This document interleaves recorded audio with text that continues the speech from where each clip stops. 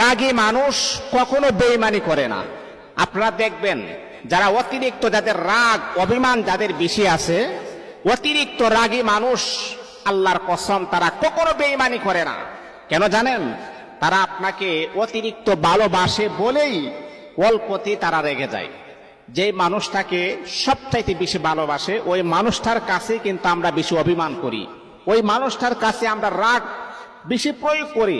যেমন স্বামী তার স্ত্রীর কাছে বেশি রাগ অভিমান করে, কিন্তু অনেক বোকা মার্কা স্ত্রী আছে যে স্বামী রাগ করেছেন বিদায় এটাই নিয়ে সে ঝগড়া ভাষার সৃষ্টি করে দিয়েছেন। না, আপনাকে সে মোহাব্বত করে বিদায়, আপনাকে সে ভালোবাসে বিদায়, এই জন্যেই আপনার কাছে সবচাইতে বেশি রাগ অভিমান সে প্রকাশ করে। এটা আসলে আপনার সাথে সে ধোঁকা দেওয়ার জন্য নয়, আপনাকে কষ্ট দেওয়ার জন্য নয়। এই জন্য মুহতারাম হাজিরিন, যাদের রাগ অভিমান যাদের বেশি, তাদের কিন্তু মনের ভিতরে গভীর ভালোবাসা বেশি আছে।